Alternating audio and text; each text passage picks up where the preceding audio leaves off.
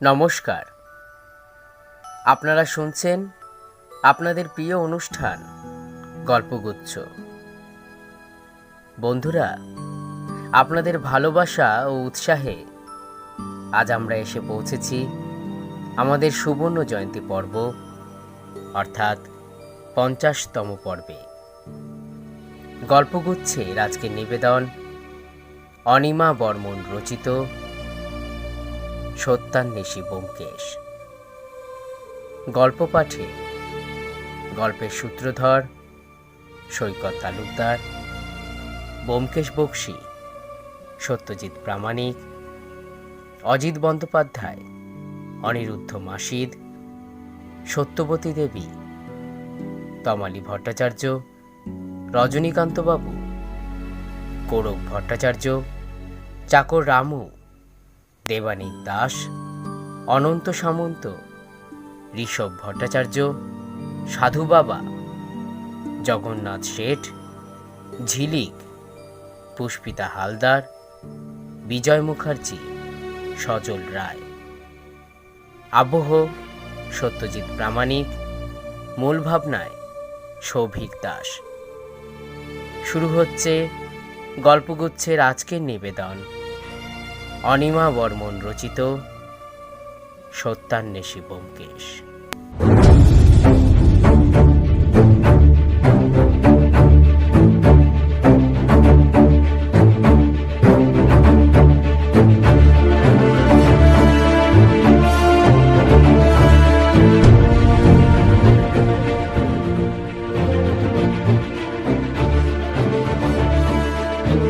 কলকাতা থেকে ট্রেন ধরে সোজা কোচবিহারে পৌঁছে গেলেন ব্যোমকেশবাবু, সঙ্গে স্ত্রী সত্যবতী এবং বন্ধু অজিত বন্দ্যোপাধ্যায়কে নিয়ে।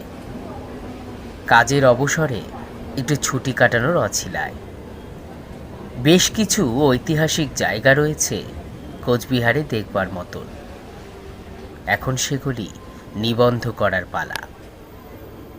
কোচবিহারে পৌঁছে বানেশ্বরে ব্যোমকেশবাবুর বন্ধু রজনীকান্তবাবুর বাড়িতে উঠলেন তারা। রজনীকান্তবাবু পেশায় একজন ব্যবসায়ী। ধনসম্পদের প্রাচুর্য থাকলেও সংসারের সুখ থেকে তিনি বঞ্চিত। তাদের বিচ্ছেদের পর স্ত্রী মেয়েকে নিয়ে বাবার কাছে থাকেন, আর ইনি মা বোনকে নিয়ে এ বাড়িতে আছেন। বিকাল 5টা নাগাদ রজনীকান্তবাবুর বাড়িতে পৌঁছলেন তারা। আরে ব্যোমকেশ বাবু, আসুন আসুন, আপনার অপেক্ষাই হচ্ছিল। একটু দেরি হলো পৌঁছতে বলে মনে হচ্ছে। নমস্কার বৌদি, নমস্কার অজিত বাবু। রজনীকান্তবাবু অভ্যর্থনা জানালেন ব্যোমকেশবাবু, সত্যবতী এবং অজিতবাবুকে। ব্যোমকেশবাবু বললেন, নমস্কার। আসলে আমাদের ট্রেনটা একটু লেট ছিল, তাই আর কি। সত্যবতী ও অজিতবাবুও এসে নমস্কার জানালেন রজনীকান্তবাবুকে। এই রামু, এই ওনাদের ব্যাগপত্র সব ঘরে দিয়ে এসো। যাই বাবু। আপনাদের আসতে কোনো অসুবিধা হয়নি তো?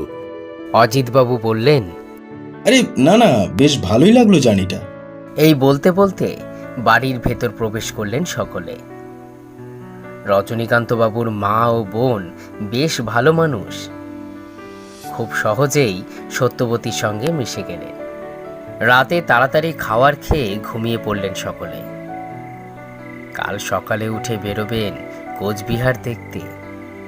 যথারীতি সকালের খাবার খেয়ে ব্যোমকেশবাবু, অজিতবাবু ও সত্যবতী বেরিয়ে পড়লেন কোচবিহার দেখতে। রজনীকান্তবাবু ব্যবসার কাজের জন্য একটু ব্যস্ত থাকাতে তাদের সঙ্গ দিতে পারেননি। অবশ্য সেজন্য যথেষ্ট দুঃখ প্রকাশ করেছেন। প্রথমেই বাস ধরে কোচবিহার রাজবাড়িতে এলেন তারা। বানেশ্বর থেকে প্রায় 20 মিনিটের রাস্তা। কোচবিহারের অন্যতম নিদর্শন হল এই রাজবাড়ি। ইউরোপীয় স্থাপত্য রীতির অনুকরণে ও ব্যাকিংহ্যাম প্যালেসের আদলে 1887 সালে মহারাজা নৃপেন্দ্রনাথ নারায়ণের রাজত্বকালে প্রতিষ্ঠিত হয় এই প্রাসাদটি। প্রায় 52,000 বর্গফুট জুড়ে রয়েছে রাজপ্রাসাদটি। লম্বায় 395 ফুট, 296 ফুট চওড়া। প্রাসাদটি মাটি থেকে প্রায় 4 ফুট 9 ইঞ্চি ওপরে রয়েছে। প্রাসাদের মাঝখানে রয়েছে প্রবেশপথ। ভেতরে 50টিরও বেশি ঘর রয়েছে। ঘরের ভেতর মহারাজা ও মহারানীদের কিছু মূর্তি ও তৎকালীন ব্যবহৃত কিছু অস্ত্রশস্ত্র সজ্জিত রয়েছে। সব মিলিয়ে রাজবাড়িটি এক অপূর্ব রূপে বিরাজমান। ব্যোমকেশবাবু, সত্যবতী এবং অজিতবাবু তিনজনে পুরো প্রাসাদটি ঘুরে দেখলেন। এছাড়াও নৃপেন্দ্র নারায়ণ পার্ক, সাগর দিঘি, মদনমোহন মন্দির, বৈরাগী দিঘি এসবও বাদ গেল না। দুপুরের খাবারটা আজ বাইরেই খেলেন তারা। ঘুরে প্রায় সন্ধ্যা নাগাদ রজনীকান্তবাবুর বাড়িতে ফিরলেন তারা। রজনীকান্তবাবু বললেন, কেমন ঘুরলেন মশাই? ব্যোমকেশবাবু হেসে বললেন, হ্যাঁ, বেশ ভালোই। সত্যবতী বললেন, বাপ্পা, দিঘিগুলো দেখলে বড় বড়, তাই না ঠাকুরপো? এটা কিন্তু তুমি ঠিকই বলেছো বৌদি। আচ্ছা, আপনারা সকলে একটু হাত মুখ ধুয়ে আসুন। আমি ততক্ষণে মাকে বলছি আপনাদের খাবারটা রেডি করতে। অনেক ক্লান্তি অনুভব করছেন বোধহয় আপনারা। খেয়ে দিয়ে তাড়াতাড়ি শুয়ে পড়ুন, বাকি কথা কাল হবে। হ্যাঁ হ্যাঁ, অবশ্যই। এই বলে ব্যোমকেশবাবু, সত্যবতী ও অজিতবাবু তিনজনে ফ্রেশ হয়ে রাতের খাবার খেয়ে নিজেদের ঘরে চলে গেলেন। রজনীকান্তবাবুর বাড়ির বাইরে একটা ছোট্ট মতন ফুলের বাগান রয়েছে। সকাল 9টা নাগাদ গল্প আড্ডায় মেতে উঠলেন সকলে। নমস্কার ব্যোমকেশবাবু। নমস্কার। আপনি? ইনি আমার মাস্তুতো বোনের জামাই অনন্ত সামন্ত, আমাদের কোচবিহার থানার দারোগা বাবু। আপনার অনেক বড় ভক্ত। অবশ্যই। আপনার এত বড় ভক্ত আমি। আপনার তো অনেক নামডাক, অনেক শুনেছি আপনার কথা। এতদিনে সচক্ষে দেখার সৌভাগ্য হলো। যাক, নামডাক এখানেও বেশ রয়েছে দেখছি। এই বলে হেসে ফেললেন অজিতবাবু। সে আর বলতে, ব্যোমকেশবাবুর নামডাক কোথায় নেই সেটা বলুন। বলতে বলতেই দারোগাবাবুর ফোনটা বেজে উঠল। আচ্ছা, ক্ষমা চাইছি। হ্যাঁ, থানা থেকে একটা ফোন এসেছে। হ্যাঁ রতন, বলো। আচ্ছা, ঠিক আছে, তুমি আমাদের ফোর্স নিয়ে এক্ষুনি পৌঁছে যাও, সকলকে শান্ত করো, আর সাধু বাবাকে হেফাজতে নাও। আমি এখনই আসছি। কি ব্যাপার? কি হয়েছে? আমাকে এক্ষুনি বেরোতে হবে। ওই বুড়ির পাতে একটা ডেড বডি পাওয়া গেছে, এবং সেটি সেখানকার এক স্বনামধন্য ব্যক্তি দামোদর মুখার্জির। ধর থেকে মুন্ডুটাকে কেটে আলাদা করে ফেলা হয়েছে। মৃত ব্যক্তির পরিবারের দাবি যে ওই ব্যক্তিকে বলি দেওয়া হয়েছে, এবং সেই কাজের জন্য দায়ী করে সেই পরিবারের লোক এবং সেখানকার কিছু লোকজন মিলে সেখানকারই শ্মশানে থাকা এক সাধু বাবাকে আটক করে মারধর করছে। কি নরবলি দেওয়া হয়েছে? তাও একজন স্বনামধন্য ব্যক্তির? এখনো পর্যন্ত তো সেটাই জানলাম, বাকিটা দেখতে হবে এখন। একটা রহস্যের গন্ধ পাচ্ছি কেমন। এটা নরবলি হতে পারে না, বুঝলেন? অজিত, যাবে নাকি একবার? চলুন দারোগাবাবু। হ্যাঁ, চলো। ব্যাস, শুরু হয়ে গেল তোমার গোয়েন্দাগিরি। আরে শুনে তো যাও, তাড়াতাড়ি ফিরবে, মনে থাকে যেন। আশ্চর্য লোক বটে। কথাগুলি বলে উঠলেন সত্যবতী। ব্যোমকেশবাবু ও অজিতবাবু দারোগাবাবুর সাথে ঘটনাস্থলে পৌঁছে গেলেন। ততক্ষণে পুলিশ ফোর্স এসে গিয়ে এখানকার জনগণকে ঠান্ডা করে সাধু বাবাকে নিজেদের হেফাজতে নিয়ে নিয়েছে। বডিটা রাস্তার ধারে একটা ঝোপের আড়ালে পড়ে আছে। ব্যোমকেশবাবু একটু ভালো করে দেখলেন আপাদমস্তক লাশটাকে। ব্যোমকেশ বললেন, দারোগাবাবু, লাস্টটার 2-1 ছবি তুলে রাখুন তো, আর সেগুলো আমার কাছে আজই পাঠিয়ে দেবেন। হ্যাঁ, অবশ্যই। তা কি মনে হচ্ছে আপনার? আমার তো মনে হচ্ছে, দেখুন, ওই সাধু বাবারই কীর্তি, নরবলিই হবে। দেখুন, ওই লাল রঙের জবা ফুলের মালাটা এখনো গলায় রয়েছে। আবার মুন্ডুতে দেখুন, কপালে সিঁদুরের তিলক কাটা। সে তো তদন্তের পরই বোঝা যাবে। দেখি আগে ফরেন্সিক রিপোর্ট কি আসে। বডিটাকে তুলে ফরেন্সিকে পাঠানো হয়।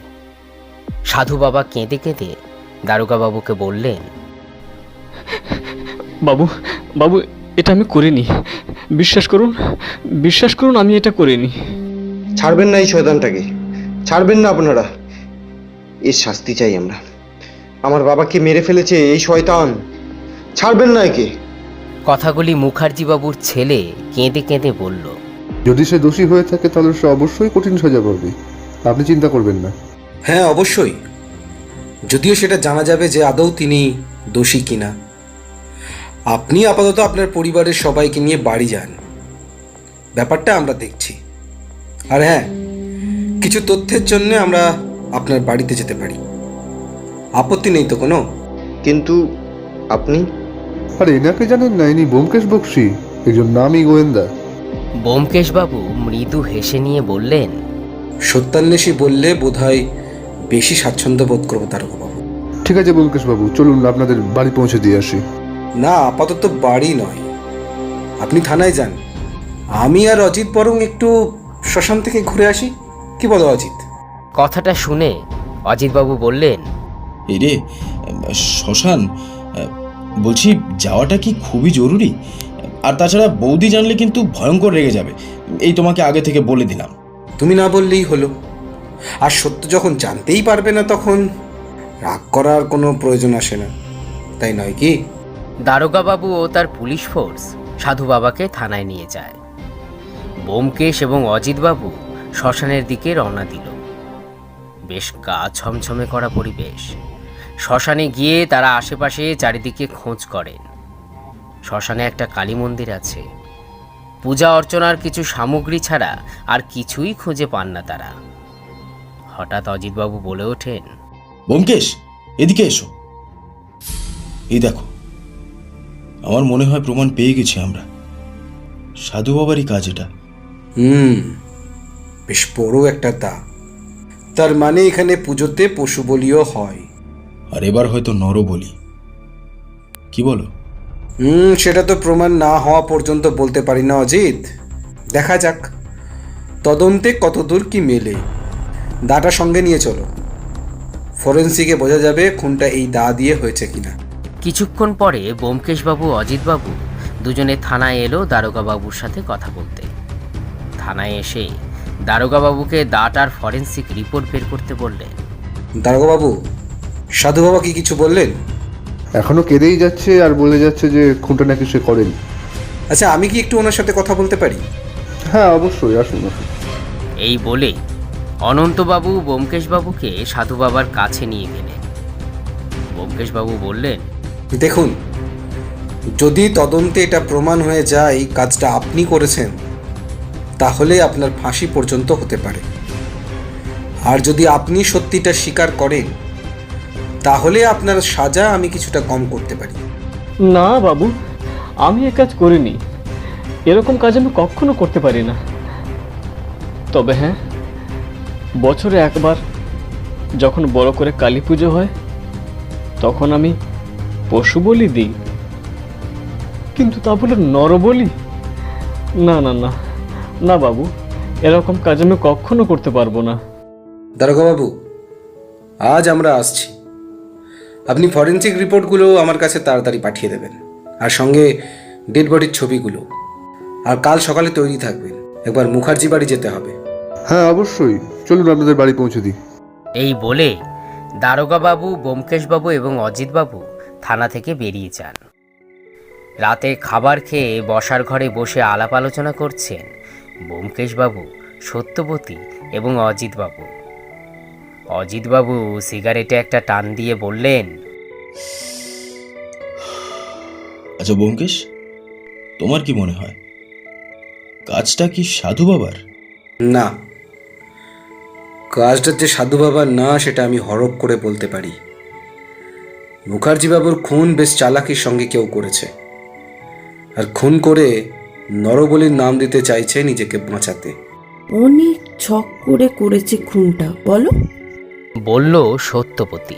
তা বটে, তবে যত ছকই করুক না কেন, সে ব্যোমকেশের চোখে ফাঁকি দিতে পারবে না। পরদিন সকালে দারোগাবাবু হাজির রজনীকান্তবাবুর বাড়িতে। তারপর দারোগাবাবু, ব্যোমকেশবাবু এবং অজিতবাবু রওনা দেন মুখার্জি বাড়ির উদ্দেশ্যে। মুখার্জিবাবু অনেক প্রতিপত্তি সম্পন্ন ব্যক্তি ছিলেন। জমি, বাড়ি, ব্যাংক ব্যালেন্স মিলিয়ে তিনি প্রায় 20 থেকে 30 কোটির মালিক ছিলেন। মুখার্জিবাবুর 2 ছেলে 1 মেয়ে। ছোট ছেলে রজন মুখার্জি এই বাড়িতে থাকেন না। পাশের গাঁয়ের এক নিচু জাতের মেয়েকে ভালোবেসে বিয়ে করার জন্য মুখার্জিবাবু তাকে বাড়ি থেকে বের করে দেন। সে এখন পাশের গাঁয়েই থাকে, মেয়ে ও স্ত্রীকে নিয়ে। একটা ছোট মাপের চাকরি করে দিন যাপন করেন। বড় ছেলে বিজয় মুখার্জি, 1 ছেলে ও 1 মেয়ে সস্ত্রীক এ বাড়িতে থাকেন। ইনি সোনার গহনার দোকানের মালিক। আর আছেন মুখার্জিবাবুর বছর কুড়ির নাতনি কৃতিকা চক্রবর্তী, কলেজ ছাত্রী। একটা রোড অ্যাক্সিডেন্টে মেয়ে আর জামাই দুজনেই মারা যায়। কৃতিকা কোনো মতে বেঁচে যায়, আর তখন থেকেই সে দাদুর কাছে বড় হয়। এরা ছাড়াও বাড়িতে আছে এক কাজের মেয়ে, বছর 17 হবে, নাম ঝিলিক। ব্যোমকেশবাবু, অজিতবাবু একবার পুরো বাড়িটা ঘুরে দেখলেন। এই ঝিলিক, বাবুদের জন্য চা নিয়ে আয়। কথাটি কাজের মেয়েটির উদ্দেশ্যে বললেন মুখার্জিবাবুর বড় ছেলে বিজয়। হ্যাঁ, আনছি। সাড়া দেয় ঝিলিক। আচ্ছা বিজয়বাবু, আপনাদের পরিবারের সঙ্গে কারোর কোনো শত্রুতা কিংবা এমন কেউ আছেন যারা মুখার্জিবাবুকে ভালো চোখে দেখতেন না? সেটা নাই বলবো আমি। বাবা অনেক ভালো লোক ছিলেন, তাই বাবাকে ভালো নজরে না দেখার লোকও না থাকাটাই স্বাভাবিক। আপনাদের পারিবারিক সম্পর্ক কেমন একে অপরের সঙ্গে? সম্পর্ক তো বেশ ভালোই। শুধু রজন যখন আমাদের সকলের সম্মান ধুলোয় মিশিয়ে দিয়ে ওই মেয়েটাকে বিয়ে করলো, তখন একটা ঝামেলা হয় ওর আর বাবার মধ্যে। আর কিছুদিন আগে কৃতিকার সঙ্গেও একটু ঝামেলা হয়ে যায়। সেটা কি ব্যাপারে? সেটা ওই একই ব্যাপার, মানে প্রেমমূলক। আচ্ছা, আপনার বাবার পুরো মালিকানা এখন কে পাবে? রজনের সঙ্গে ঝামেলার সময় বাবা ওকে সম্পত্তি থেকে বেদখল করার কথা জানায়। বাবা পুরো সম্পত্তি আমার আর কৃতিকার নামে 50-50 করার কথা জানিয়েছিল। ইতিমধ্যে ঝিলিক সকলের জন্য চা নিয়ে আসলো। সকলকে চা দিয়ে আবার রান্নাঘরের দিকে চলে গেল। চায়ে চুমুক দিতে দিতে ব্যোমকেশবাবু বললেন, বিজয়বাবু, আমি আপনার বাড়ির সদস্যদের সঙ্গে আলাদাভাবে কথা বলতে চাই। হ্যাঁ অবশ্যই, তবে কি বলুন তো মশাই, আমার মনে হয় আপনি এখানে সময় অপচয় করছেন। আপনারা যত তাড়াতাড়ি হয় ওই সাধু বাবার শাস্তির ব্যবস্থা করুন। কি নিষ্ঠুরভাবে আমার বাবাকে মেরেছে দেখেছেন? তা আপনি এতটা সিওরিটির সঙ্গে কিভাবে বলতে পারছেন যে আপনার বাবাকে বলিই দেওয়া হয়েছে আর সেটা সাধু বাবাই করেছে? মানে কি বলতে চাইছেন আপনি? না, হতেও তো পারে যে কেউ তাকে খুন করেছে। না ব্যোমকেশবাবু, বাবাকে কেউ খুন করতে পারে না, এটা ওই লোকটারই কাজ। আর কেনই বা আমরা জোর দিয়ে বলছি সেটা আপনাকে বলছি। বাবা যেদিন মারা গেছে তার 3 দিন আগে আমাদের বাড়ির মেইন গেটে রোজ কয়েকটা জবা ফুল পাওয়া গেছে। দেখে মনে হয়েছিল রাতে কেউ পুজোর ফুল ছিটিয়ে দিয়ে গেছে। আর তাছাড়া সেদিন অমাবস্যার রাত ছিল এবং সেই ভণ্ড সাধু বাবা ওই রাতে পুজো করেছিল মন্দিরে। আশেপাশের লোকেরাও শুনেছে কাঁসর ঘন্টার শব্দ। আর পরদিন বাবার এরকমভাবে মৃতদেহ পাওয়া গেল। গলায় জবা ফুলের মালা, কপালে তিলক। এর থেকে বেশি আর কি প্রমাণ চাই আপনি বলুন? কিন্তু তাতে সাধু বাবার লাভ, আর মুখার্জিবাবুই কেন? অমরত্ন লাভ শোনেননি? এই সমস্ত ভণ্ড সাধুরা কুসংস্কারে জড়াজড়িত, তাই হয়তো এসব করেছে। বাবার সঙ্গে একবার সাধু বাবার বচসা লেগেছিল পুজোর চাঁদার ব্যাপারে। আমার মনে হয় সেই রাগ মেটানোর জন্য বাবাকে রাতের অন্ধকারে তুলে নিয়ে গিয়ে বলি দেয়। ঠিক আছে, আজ তাহলে উঠি। এই বলে ব্যোমকেশবাবু, অজিতবাবু এবং দারোগাবাবু বাড়ি থেকে বেরিয়ে যান। বাড়ির বাইরে কাজের মেয়েটি নজরে আসায় ব্যোমকেশবাবু মেয়েটির সাথে কথা বলার জন্য এগিয়ে যান।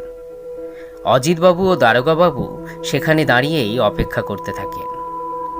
কিছুক্ষণ বাদে ব্যোমকেশবাবু ফিরলে দারোগাবাবু জিজ্ঞাসা করলেন, কি জানতে পারলেন ব্যোমকেশবাবু? আমার মনে হয় খুনির খুব কাছে আমরা পৌঁছে গেছি। আজ বিকাল নাগাদ ফরেন্সিক রিপোর্টগুলো পেলে এই সব রহস্য উদ্ধার হয়ে যাবে। বাড়ি ফিরে বিকেলে ব্যোমকেশবাবু ও অজিতবাবু সেই ছবিগুলো খুঁটিয়ে দেখছিলেন। সেই সময় ব্যোমকেশবাবুর ফোন বেজে ওঠে।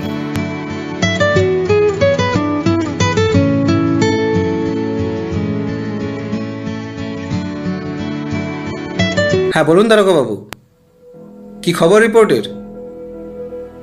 ও আচ্ছা, রাখছি তাহলে। কি বললেন দারোগাবাবু? অজিত, আমার আন্দাজটাই ঠিক। মুখার্জিবাবুর খুনটা হয়েছে কোনো ধারালো তলোয়ারের আঘাতে, আর সেই দাটাই কোনো রকম রক্তের চিহ্ন পাওয়া যায়নি।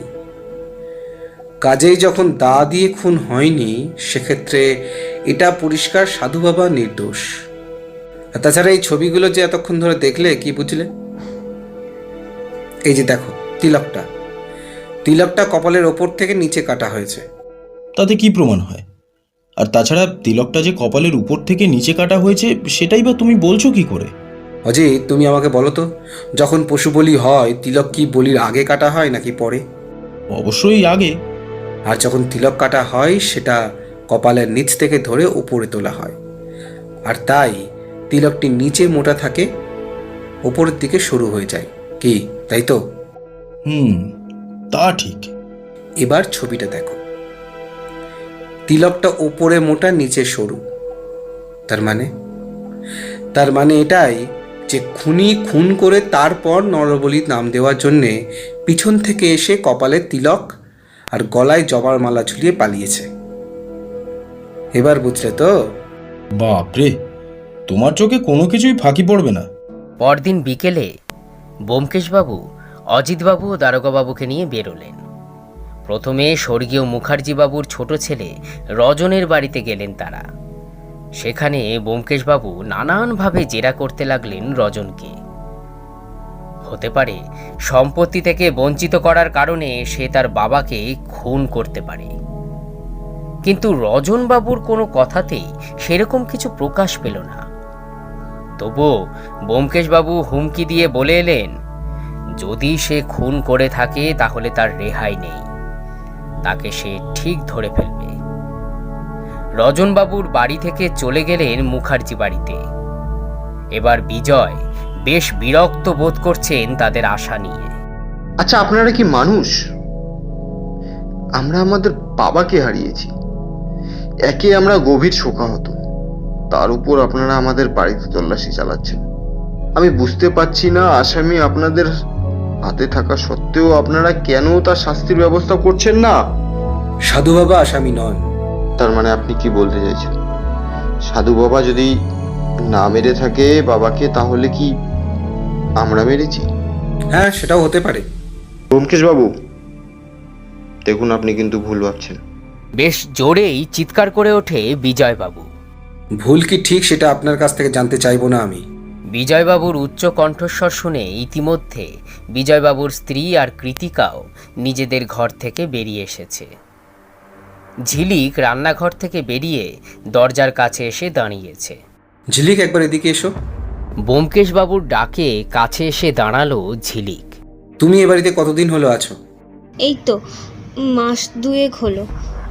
আগে বাবা কাজ করতেন, বাবার বয়স হয়েছে, অসুখের জন্য আর কাজ করতে পারছিল না, তারপর থেকে আমিই কাজ করছি। সেদিন আমাকে যা যা বলেছিলে, এখন সবার সামনে সেগুলো বলো। বিজয়বাবু তোমার সঙ্গে কি কি করেছে সেটা একটু খুলে বলো। ভয় পেও না, এখানে কেউ তোমার কোনো ক্ষতি করতে পারবে না, আমরা আছি তোমার সঙ্গে। বলো তুমি। ঝিলিক একটু ভয় ভয় চোখে এদিক ওদিক চেয়ে বলতে শুরু করে। এই বাড়িতে আসার পর থেকেই বাবু আমার দিকে খারাপ নজর দিত। একদিন রাতে বাবু আমার ঘরে আসেন, সেদিন আমাকে জোর করে শারীরিক সম্পর্ক করতে বাধ্য করেন। আমাকে হুমকি দিয়ে বলেন, যদি কাউকে বলি তাহলে আমাকে কাজ থেকে তাড়াবেন, নইলে প্রাণে মেরে ফেলবেন। আমি ভয়ে কাউকে কিছু বলতে পারতাম না। তারপর থেকে রোজ চলতো এইরকম নোংরামি। একদিন বড়বাবুর চোখে পড়ে যায় সব কিছু। কথাটা জানাজানি হলে বদনাম হয়ে যাওয়ার ভয়ে বাবুকে কিছু বললেন না বড়বাবু। শুধু বললেন সম্পত্তির একটা বিন্দুও তাকে দেবেন না। এতদূর বলে কাঁদতে থাকে ঝিলিক। স্বামীর এই কীর্তিকলাপ শুনে বিজয়বাবুর স্ত্রী হতবাক হয়ে দাঁড়িয়ে রয়েছে। বিজয়বাবুর জামা ভিজে গায়ে সেঁটে গেছে। এটা মোটেও প্রত্যাশিত ছিল না তার।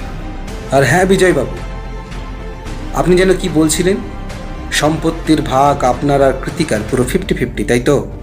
হ্যাঁ, না মানে থাক, সেটাও আমি বলে দিচ্ছি। মুখার্জি বাবু নাতনির কথা চিন্তা করে কৃতিকাকে 60% সম্পত্তির মালিকানা দিতে চেয়েছেন, আর বাকি 40% আপনার। সে নিয়ে এমনিতেই আপনি খেপেছিলেন মুখার্জি বাবুর ওপর। তার ওপর যখন ঝিলিকের সাথে নোংরামো করতে গিয়ে ধরা পড়ে যান, তখন সেই 40% সম্পত্তির ওপর থেকেও মালিকানা হারাতে বসেছিলেন। এমনকি মুখার্জি বাবু একজন উকিলকেও ডেকে এনেছিলেন বাড়িতে উইল তৈরি করবার জন্য। আর আপনি উকিলের কাছ থেকে পরে জানতে পারেন যে আপনার 40%-এর মালিকানা আপনার ভাই রতনবাবুকে দিতে চেয়েছিলেন, কারণ তিনি পুরনো সব কথা ভুলে ছোট ছেলেকে ক্ষমা করে দিতে চেয়েছিলেন। এ কথা জানার পর আপনি আর স্থির থাকতে পারলেন না। খুব সুন্দরভাবে চালাকি করে খুনের ছকটা এঁকে ফেললেন, আর বাবার মৃত্যুর পর সম্পত্তির মালিকানা আদায় করতে একজন উকিলের দ্বারস্থ হয়েছেন। আর খুনটা হয়েছে ধারালো তলোয়ারের আঘাতে, কোনো দা দিয়ে নয়। এবার বাকিটা আপনি বলবেন নাকি পুরোটাই আমি বলবো? হ্যাঁ, খুন আমি করেছি। বাবার সব দেখাশোনা আমি করতাম। আর সম্পত্তির বেলায় কৃতিকা 60%, এমনকি শেষ পর্যন্ত সেটুকুও হারাতাম শুধু একটা ছোট্ট ভুলের জন্য। সেটা কোনো ছোট ভুল নয় বিজয়বাবু। যাই হোক, খুনটা যে আপনি করেছেন সে তো জানলাম, কিন্তু সাধু বাবাকে ফাঁসানোর পেছনের রহস্যটা কি?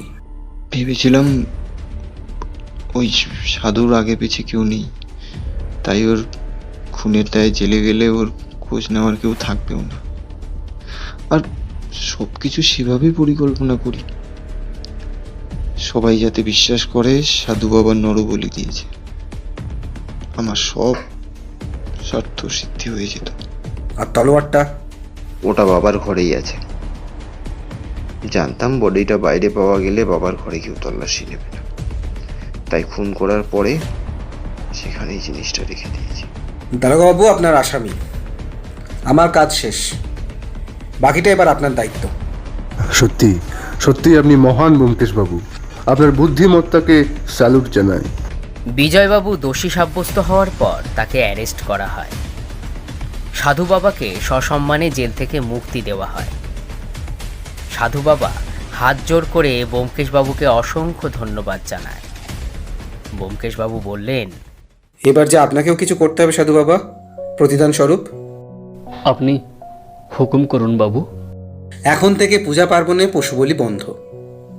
দেবতাকে শুদ্ধ মন থেকে ডাকলেই তিনি সাড়া দেবেন, তার জন্য কোনো পশুর নিধন করার প্রয়োজন নেই। একদম ঠিক কথা বলেছো ব্যোমকেশ। বলে ওঠেন অজিতবাবু। সব কাজ শেষ করে ব্যোমকেশবাবু ও অজিতবাবু ফিরলেন রজনীকান্তবাবুর বাড়িতে। এখানেও একটা দারুণ রহস্যের উদ্ঘাটন করলেন ব্যোমকেশবাবু। শেষে ঠিক হয় সত্যবতীর আদেশ, আরও 2 দিন কোচবিহারে ঘুরে তবে বাড়ি ফিরতে হবে।